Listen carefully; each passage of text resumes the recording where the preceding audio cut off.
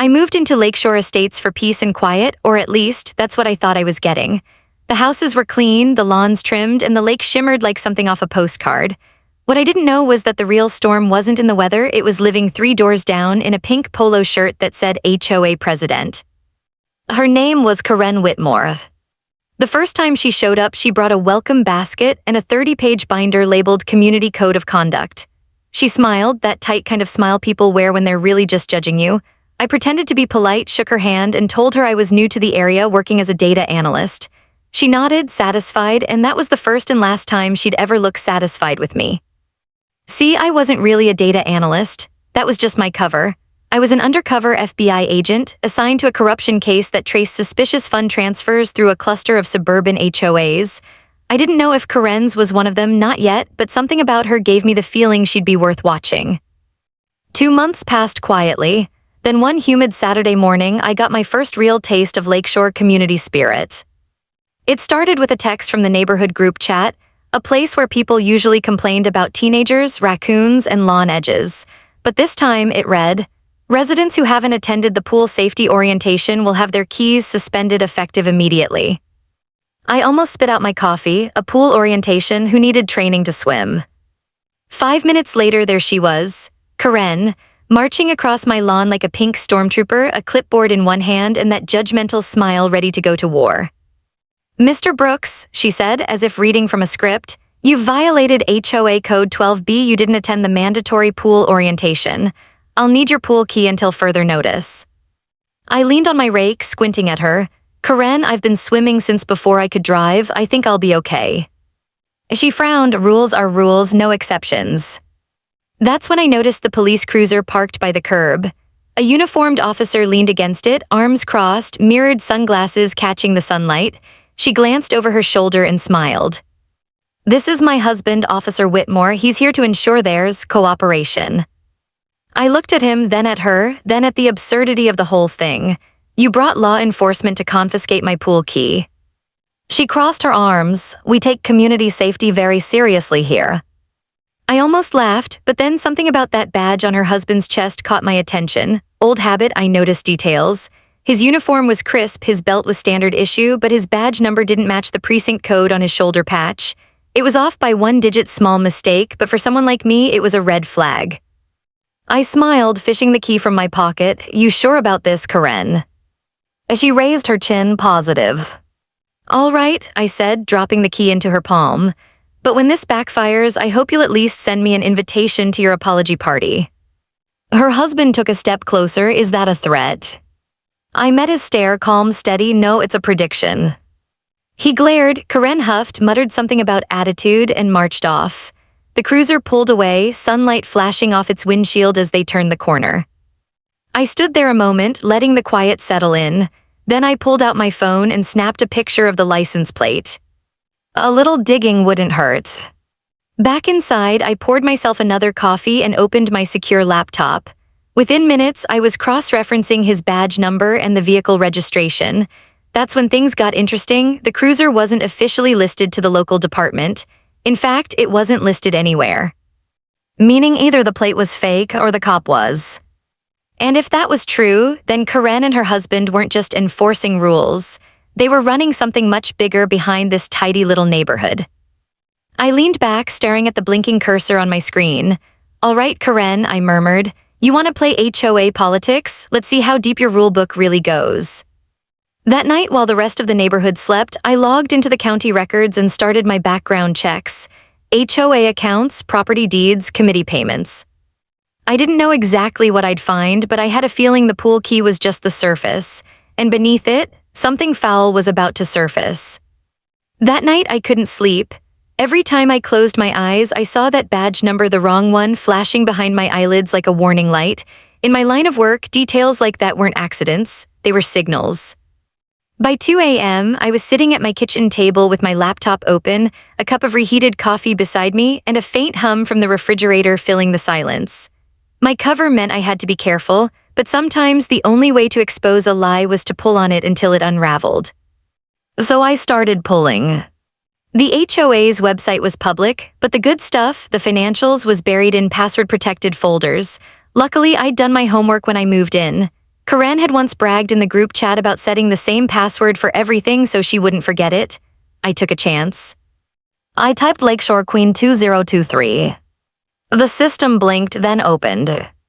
There it was, rows of spreadsheets, payment records, invoices, maintenance funds, and buried in the middle a line item labeled Community Safety Support, $48,000 in monthly consulting fees, paid directly to a company called Blue Shield Partners. I'd seen that name before. It was a front company, one that had popped up in 3 other HOA corruption cases we'd been tracking.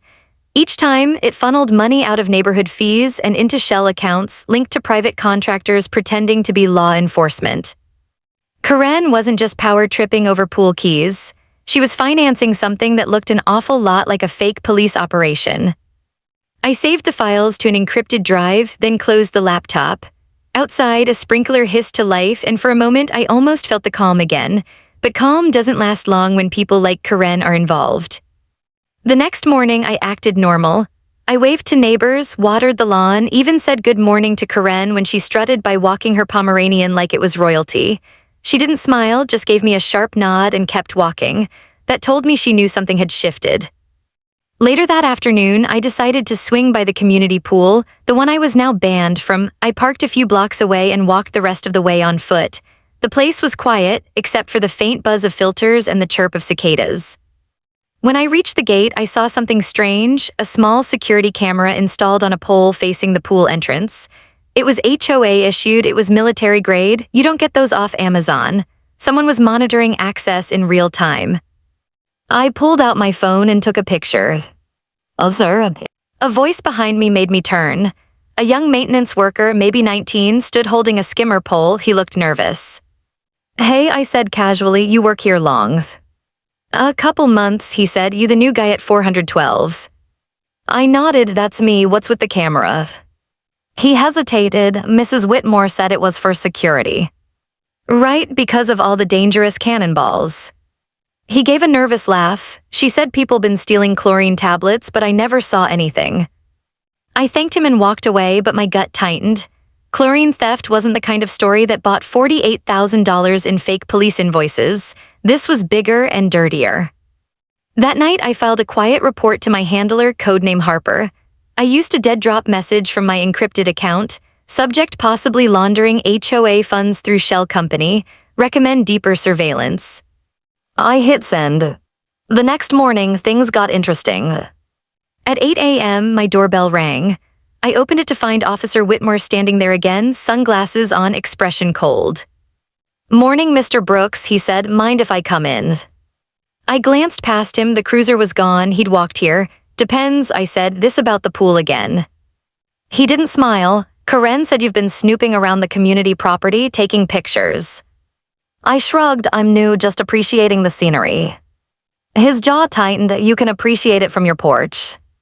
For a long second, we just stared at each other. His posture was military, too disciplined for a local cop, but the badge was still wrong. Finally, I said, tell your wife I'll stay clear of the pool. He leaned in a little closer, and tell whoever you're reporting to that they don't belong here. That line froze me. He turned and walked away, calm as anything. I watched him until he disappeared around the corner, then closed the door slowly. So he knew, or at least suspected, my cover wasn't broken, but it was cracked, and cracks spread fast. I locked the door and went straight to my laptop. There was no more waiting. I needed to find out exactly what Blue Shield Partners was funding. And deep down, I knew the answer wasn't going to be pretty. Because people like Karen didn't build fake power structures for fun, they built them to protect something worse. And whatever that was, I had just kicked the hornet's nest. By the next morning, the air around Lakeshore Estates felt heavier, like the quiet before a thunderstorm. I kept my blinds half open while I drank my coffee and watched the street. Karen's white SUV rolled by twice in 20 minutes. Her husband's cruiser was gone again, but I could feel him out there somewhere. My message to Harper had gone unanswered overnight. That wasn't unusual, but it made me uneasy. The Bureau liked patience, I preferred movement, so I decided to move. Blue Shield Partners, the shell company draining HOA money, listed a mailing address on its invoices, 113 Bayfront Industrial Park. It was only 20 minutes away. I figured I'd swing by under the guise of running errands. By noon, I was in jeans and a faded ball cap, driving my old truck past rows of gray storage units. Nothing looked remarkable until I spotted a new keypad gate and a metal sign that read authorized personnel only, property of Blue Shield Partners. That was it. I parked across the street, pretending to scroll through my phone while my dash camera recorded. The facility looked empty, but I could hear the distant rumble of a generator. Someone was keeping power running full time. After a few minutes, the gate beeped and slid open. A black pickup pulled in, windows tinted, no plates on the front. Two men climbed out. They weren't delivery drivers. Tactical boots, short haircuts, earpieces. One carried a crate marked evidence storage, police use only. I felt my pulse rise. Fake cops, real equipment. That crate was government issue. When they disappeared inside, I eased out of the truck and crossed the road, keeping low beside a line of dumpsters. I stopped near the gatepost and snapped a few pictures. The sign, the men, the unit number, C17. Then I turned to leave. That's when I heard the voice behind me. I'll lose something. It was the younger guy from yesterday, the maintenance kid. He was holding a mop bucket, staring at me like he couldn't decide whether to smile or run. Hey, I said quickly, forcing a friendly tone. Didn't expect to see you out here.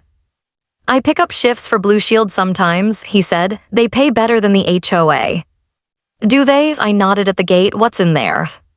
He shrugged. Stuff for training, I think. They say it's community security. I kept my face neutral. You ever see Officer Whitmore around? Sure, he said. He's like the boss of it. There it was, confirmation. Karen's husband wasn't just moonlighting, he was running the operation.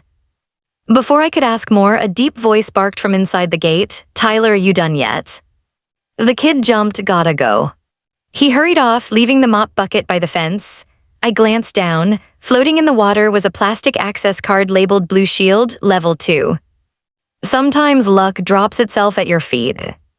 I pocketed the card and walked calmly back to my truck. My heart was racing, but my expression stayed calm. Years of training make that second nature. Once inside, I texted Harper again, target confirmed. Possible illegal storage and impersonation of federal officers. Request warrant support. No reply, just the blinking message sent. On the drive home, every car behind me looked suspicious. A white sedan followed for 6 miles before turning off. Maybe nothing, maybe not. When I finally pulled into my driveway, Karen was standing there, arms folded, sunglasses on, that pink polo bright against the sun. Mr. Brooks, she called as I stepped out, we need to talk. I gave a polite smile. Always a pleasure, Karen. What's today's emergency? My mailbox too shiny. She didn't bite at the joke. We've had reports of you trespassing on private property. I tilted my head. Oh, from who? Her lips curved slightly. People who see more than you think. I said nothing. She took a step closer. This neighborhood thrives on trust, Mr. Brooks. Maybe you should remember that before you start poking around where you don't belong. There it was, the threat behind the smile. Thanks for the advice, I said. I'll be sure to bring it up at the next HOA meeting, assuming I'm still invited. Her expression flickered for a second, then returned to that controlled grin. She turned and walked off, her little dog trotting behind her. When I got inside, I locked the door, pulled the access card from my pocket, and set it on the table. The Blue Shield logo stared back at me like a dare. Something told me Karen's warning wasn't just neighborly, it was personal. I slipped the card into a drawer and reached for my phone again. Still no message from Harper. Either my report hadn't gone through or someone had intercepted it. That night, I couldn't shake the feeling of eyes on me. A car idled down the street for nearly 20 minutes before disappearing. Somewhere in the dark, a camera shutter clicked. I'd wanted quiet when I moved here. Instead, I'd found the kind of noise you can't hear but can feel crawling under your skin. And tomorrow, I was going back to that storage unit. Not as the new neighbor, but as the agent I really was. I barely slept that night. The hum of the ceiling fan did little to drown out the questions running laps in my head. Who exactly were these people behind Blue Shield Partners? Why was an HOA funneling money to a fake security firm? And how deep were Karen and her husband in it? By 3 a.m., I gave up on sleep altogether. I sat at my desk staring at the Blue Shield access card glinting under the lamplight. It wasn't just a clue anymore, it was an invitation. I decided to take it. At dawn, I changed into dark clothes, tossed a backpack into the truck, and headed toward Bayfront Industrial Park. The streets were empty, the fog thick, curling low over the asphalt. I parked half a block away from the gate and watched. No movement, no guards, only the dull buzz of the security lights overhead. I slipped the access card from my pocket and crossed the road. The gate's keypad blinked red until I slid the card across the reader. A soft beep, then a green light. The lock clicked open. I stepped inside. The air smelled like oil and concrete, industrial sterile. Row after row of storage units stretched into the distance, each with steel roll-up doors. Only one glowed with dim light leaking through its seams. Unit C-17. The one I'd seen yesterday. I moved closer, my boots silent on the pavement. A camera above the door rotated slowly, scanning the lot. I timed its sweep, ducking into the blind spot. My pulse was steady, training kicking in, but beneath it all was something else, curiosity. The kind that can get agents killed. At the keypad beside the door, I swiped the card again. Beep, another green light, the door unlocked with a heavy thunk. Inside was nothing I expected and everything I feared. The unit wasn't a storage locker, it was a full operational hub. Metal racks lined the walls, stacked with police gear, helmets, tactical vests, fake badges, even riot shields stamped with real department logos. A folding table held open laptops streaming surveillance feeds from around the neighborhood, the pool, the main gate, the park, and my house. I froze, the timestamp was live, they were watching me. My eyes tracked the monitors until one camera feed caught my attention, a dark basement lined with plastic crates. Inside them, stacks of cash bundled tight. HOA money laundered through maintenance fees, flowing right into Blue Shield's hands. I pulled out my phone, snapping photos of everything. Evidence, proof, enough to bring the bureau in if I could get out with it. That's when I heard the crunch of gravel outside. Voices. I ducked behind the racks, heart pounding. Two men entered, same guys from the day before. One carried a flashlight, sweeping it lazily across the floor. Boss said check the feeds, one muttered, said something tripped at the gate. They moved closer, I crouched lower, gripping the edge of the table. My exit was 3 steps away, but their boots were between me and freedom. Then the flashlight stopped, right on the table where I'd set the Blue Shield access card. Hey, one said slowly, this wasn't here before. I cursed silently, my hand drifted toward the small stun device clipped under my sleeve, not lethal but enough to buy a few seconds. They split up, one turned toward the racks. His shadow grew long across the floor, then froze as he saw movement. Who's there? I didn't wait. The stun cracked, blue light flaring. He dropped instantly, hitting the concrete with a grunt. I lunged forward, slamming the other one with my shoulder and sending his flashlight spinning. It clattered across the floor, the beam dancing wildly as I bolted for the door. Behind me, I heard one of them groan, reaching for a radio. I sprinted down the lane of storage units, ducked behind a dumpster, and yanked the lock gate open again with the access card. The alarm didn't sound, but I knew I didn't have long. By the time I reached my truck, the first faint orange light of morning was spilling across the sky. I drove off fast but steady, resisting the urge to floor it. My hands were trembling on the wheel, not from fear, but from adrenaline. Half a mile down the road, I pulled over and opened my phone. I typed a single line to Harper. Urgent, Blue Shield confirmed as false police front. Multiple suspects armed. Need extraction and warrant authorization immediately. Send. But instead of the usual acknowledgement ping, a different message appeared at the bottom of the screen. Message failed, server unreachable. I tried again, same result. I stared at the screen, then at my dashboard camera still recording. If Harper couldn't get my messages, maybe someone else was blocking them. Someone with access to the same network I'd used since I moved here. Someone inside Lakeshore Estates. By the time I pulled into my driveway, the fog had lifted, and the sun hit my windshield hard. Standing by my mailbox, pretending to water her flowers, was Karen. She looked up as I parked, smiled, raised a hand. Morning, neighbor. I forced a nod, morning. Her smile lingered, too long, too knowing. And in that moment, I realized she already knew I'd been there. The following morning, the neighborhood was too quiet, not the peaceful kind of quiet, but the thick, heavy silence that feels like the world is holding its breath.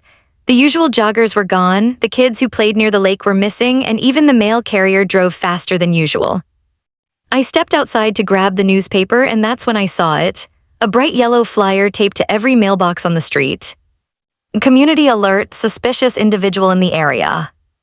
Below that headline was my photo, snapped from a distance, grainy but unmistakably me.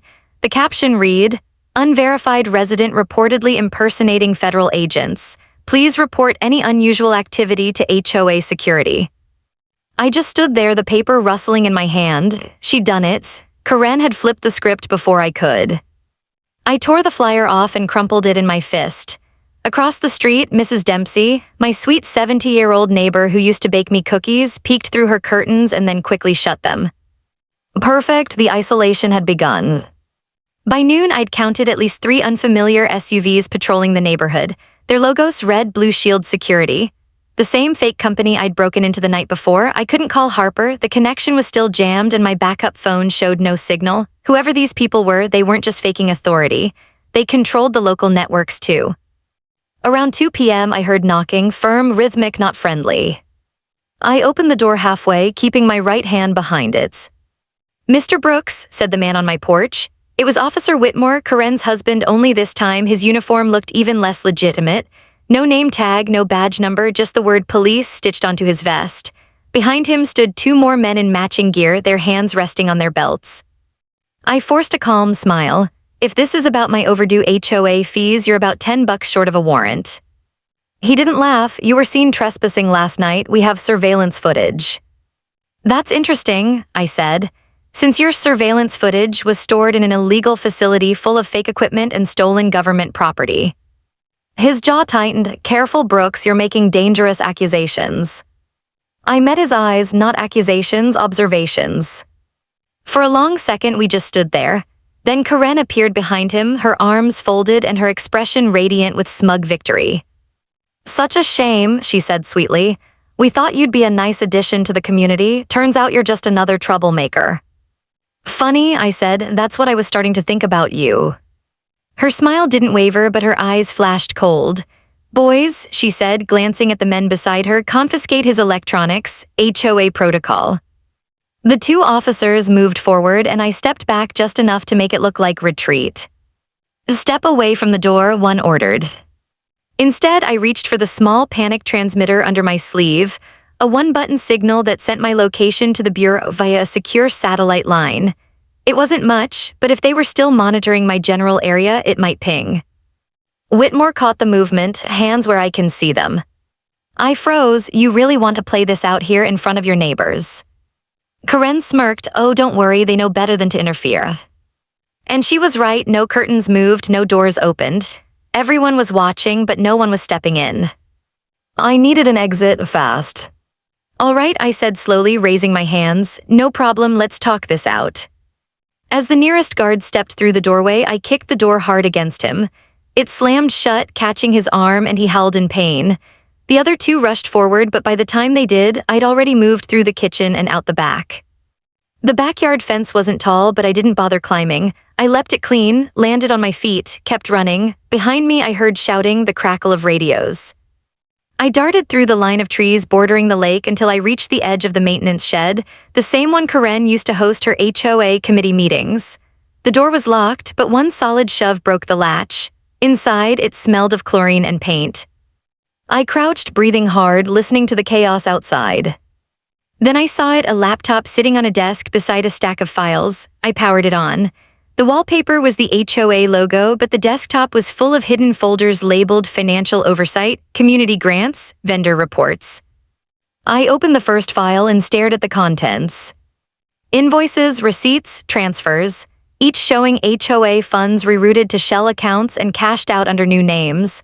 But what hit me hardest wasn't the money, it was the signatures. Karen's and below hers, Whitmore. They weren't just breaking rules, they were laundering hundreds of thousands through fake community contracts. I heard footsteps outside, voices closing in. I copied everything to a flash drive, then shut the laptop down and slipped out the side window just as the shed door burst open. Through the slats, I could see Whitmore barking orders. Karen was right behind him, looking furious now. She knew I was close, too close. As I crept toward the lake's edge, I saw flashing lights approaching in the distance. Not police lights, but the faint blue pulse of bureau vehicles. The signal had worked. I exhaled for the first time in what felt like hours. But I wasn't out yet. Karen wasn't the type to give up quietly. And if she realized the feds were on their way, she'd burn everything before letting them take her down. I checked the flash drive in my pocket and whispered to myself, "You're done, Karen." Only when I turned around, someone was already standing behind me. Whitmore's gun drawn. The night air off the lake was colder than usual, sharp enough to sting as I raised my hands. Whitmore's silhouette was backlit by the flicker of his flashlight, the barrel of his gun trained squarely on my chest. The beam danced across my shirt, then up to my face. "End of the line, Brooks," he said, voice steady but eyes twitching. "You're going to hand me that flash drive, and then you're going to forget everything you saw." The reflection of the water shimmered behind him, rippling under the breeze. I could see the faint outline of Karen standing by the shed, her phone to her ear, barking instructions. She wasn't running, she was planning. "Even if I did hand it over," I said quietly, "you think this ends clean? The bureau's on their way. You jammed the frequencies, but I got a signal through." Whitmore laughed. "You think your people will get here before this whole place disappears?" He gestured subtly with his gun toward the lake. "You ever wonder why Karen insisted on building this whole neighborhood around a man-made reservoir? She's smarter than you think. Everything, records, hardware, paper trails, is stored under the HOA hall, under the lake." I blinked. "You're lying." He smiled, small and smug. "Am I?" Behind him, I saw a faint blue light cresting the far ridge, the bureau SUVs finally closing in. But they were still half a mile out, and this could turn bloody before they arrived. I took a slow step backward, the dirt crunching under my boots. "You're in over your head, Whitmore. You think Karen will protect you when this goes south? You're just a pawn, same as the others." His eyes flickered just for a second, doubt, then he barked, "Shut up," and moved closer. I glanced past him. Karen was striding toward us now, phone in one hand, a small black case in the other. She stopped a few feet away and opened it. Inside were 3 small drives, labeled with federal project codes I recognized from classified archives. "You're not the only one with friends in high places," she said, her tone silky. "You have no idea what kind of deals keep this neighborhood quiet." I frowned. "Those are stolen intelligence backups. Where did you get them?" Karen smiled wider, "From people who know how to stay invisible." The blue lights were closer now, flashing faintly across the treetops. She noticed too, her smile faltered. "Whitmore," she hissed, "take him down and get rid of that drive, now." He hesitated, sweat forming at his temple. "Karen, if this goes wrong." "And now," she screamed. He turned back toward me, but the hesitation cost him. I lunged, grabbing his wrist and twisting. The gun went off, one deafening crack that echoed over the lake. The flash illuminated both our faces, then everything dissolved into chaos. We struggled, our boots digging trenches into the wet dirt. He was stronger, but I was faster. I ducked under his arm, slammed my shoulder into his ribs, and sent him staggering backward, right toward the water. He caught his balance on the edge, panting. "You don't get it, Brooks," he spat. "You're not fighting an HOA, you're fighting the system that runs it." Then it's about time someone broke it. The next moment, the roar of engines filled the air. Real police SUVs and bureau vehicles tore down the gravel road, their floodlights igniting the entire lakeside.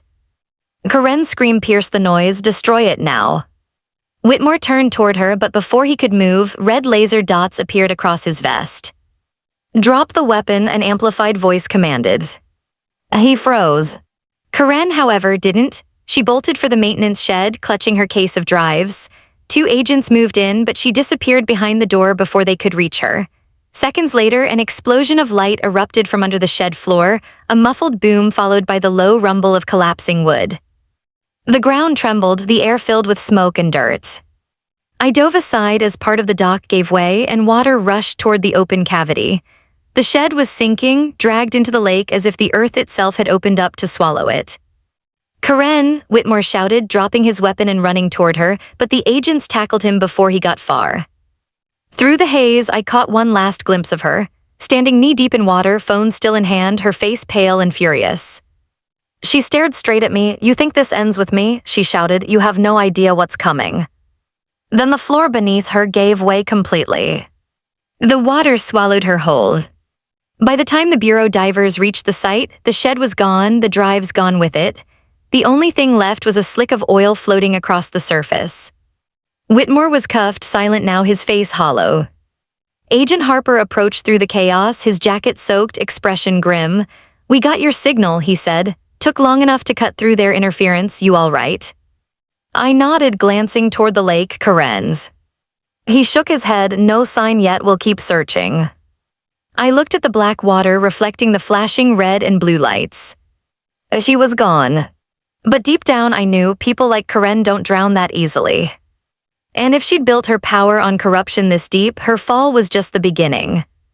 For a week, Lakeshore Estates went quiet. The HOA meetings were canceled. The patrol SUVs vanished.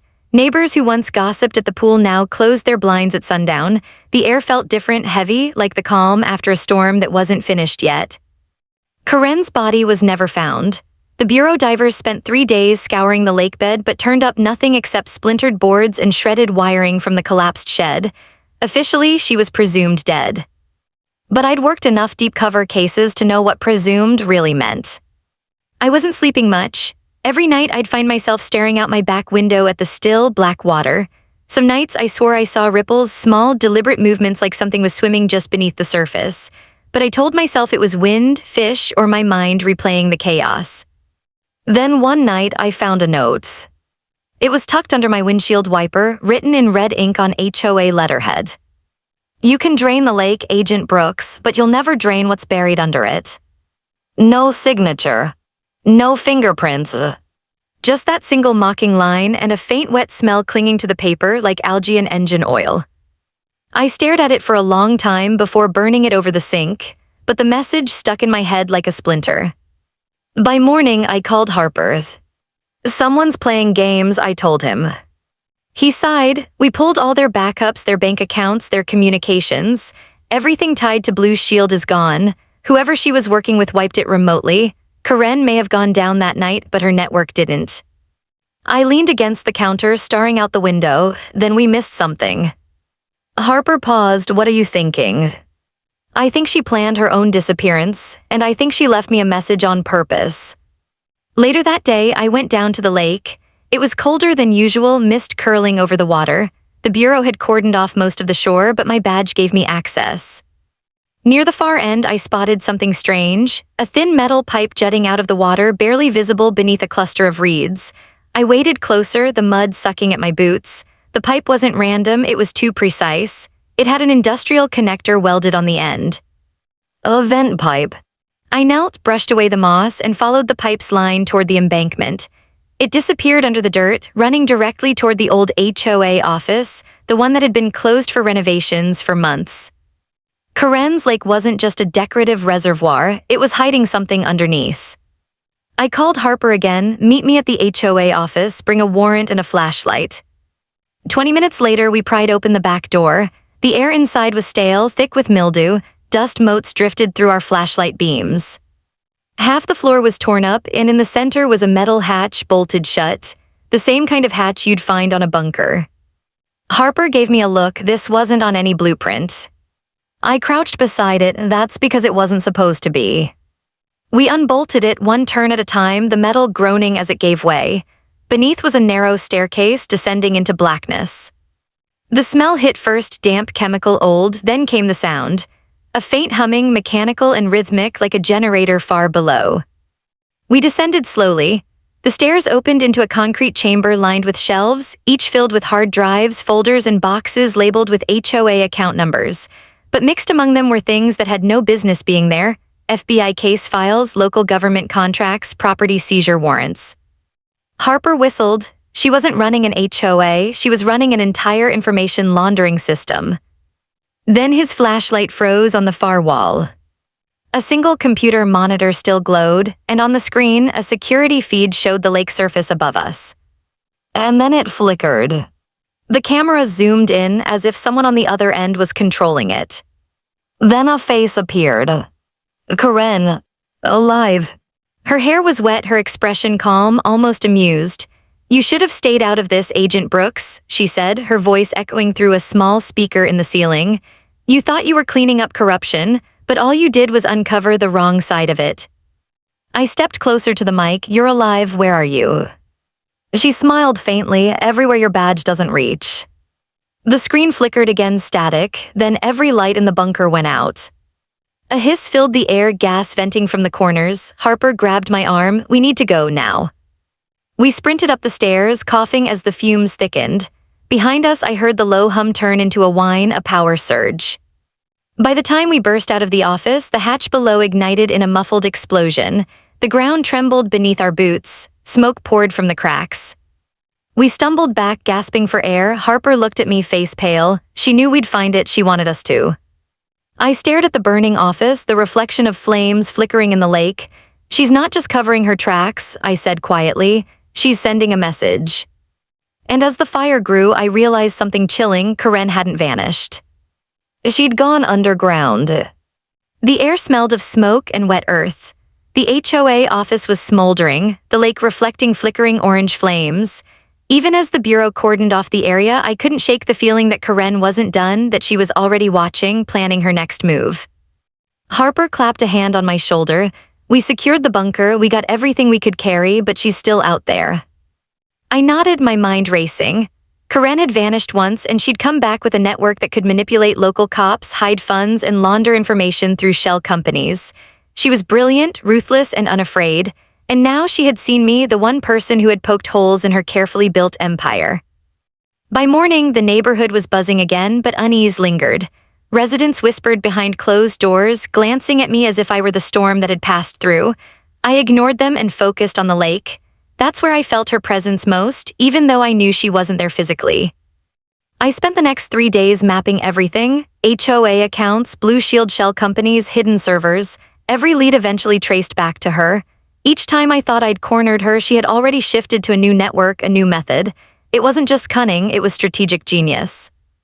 Then on the 4th night, my phone buzzed with an encrypted alert, a location ping near the old maintenance shed. The lake had shifted slightly, the water rippling as if something below moved deliberately. I grabbed my gear, flashlights, body cam, concealed sidearm, and drove slowly toward the spot.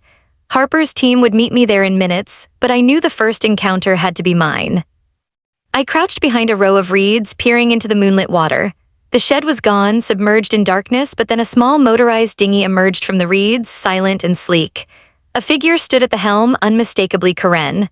Her wet hair was tied back, and she wore a black wetsuit that gleamed in the moonlight. "You're persistent," she called across the water, her voice both mocking and confident.